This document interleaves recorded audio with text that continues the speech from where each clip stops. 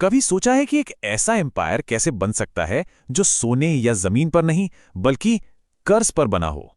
जी हां, ये रॉथस्चाइल्ड परिवार की हैरान कर देने वाली कहानी है। तो चलिए इस दिलचस्प कहानी की परतों को खोलते हैं। हम ये जानने वाले हैं कि कैसे एक परिवार ने एक सीधी सादी लेकिन बेहद पावरफुल स्ट्रैटेजी अपनाई सरकारों को कर्ज देने की और उससे इतिहास का रुख ही मोड़ लिया। हमारा ये सफर शुरू होता है 18वीं सदी के जर्मनी से। जरा सोचिए, एक ऐसी दुनिया जहां आज जैसा मॉडर्न फाइनेंस नहीं था, और यहीं पर एक मामूली सी दुकान ने एक ऐसे राजवंश की नींव रखी जो दुनिया को हमेशा के लिए बदलने वाला था।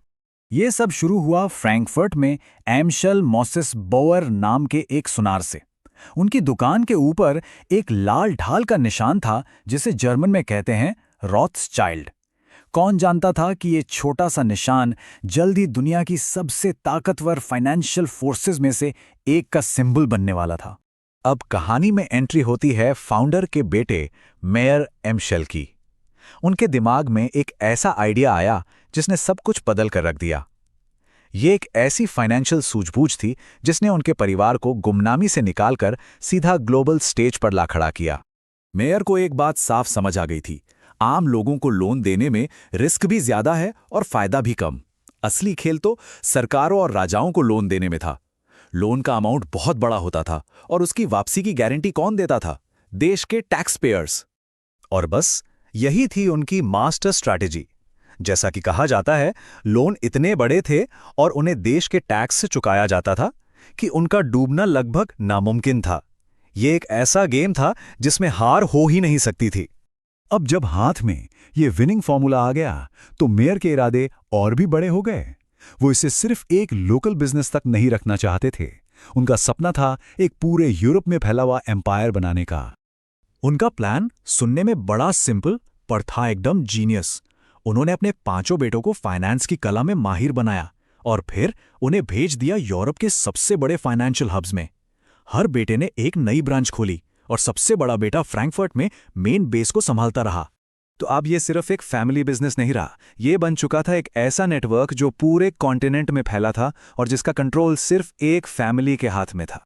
और यही चीज उन्हें वो ताकत देने वाली थी जो किसी भी राजा या सरकार से कहीं ज्यादा थी। फ्रैंकफर्ट, पेरिस, लंदन, नेपल्स और वियना, ये शहर पावर के नए सेंटर बन गए। इन्हीं जगहों से रॉथस्चाइल्ड भाइयों ने पूरे यूरोप के फाइनेंस की बागडोर अपने हाथ में लेना शुरू कर दिया। लेकिन ये नेटवर्क सिर्फ पैसे का लेन देन नहीं था, असल में ये था स्पीड और इंफॉर्मेशन का खेल। सोचिए, वो किसी भी सरकार से तेजी से पैसा और खुफिया जानकारी मूव कर सकते थे। ये उन्हें एक ऐसी बढ़त देता था जिसका कोई तोड़ नहीं था।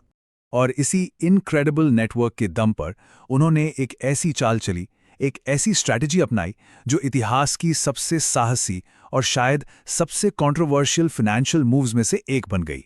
उन्होंने जंग में दोनों साइड्स को फंड करना शुरू कर दिया। जरा इस बात पे गौर कीजिए, जंग कोई भी जीते कोई भी हारे, रॉथस्चाइल्ड फैमिली का फायदा पक्का था। ये एक ऐसी स्ट्रैटेजी थी जिसने उन्हें जंग को भी एक प्रॉफिटेबल बिजनेस बना देने की ताकत दी।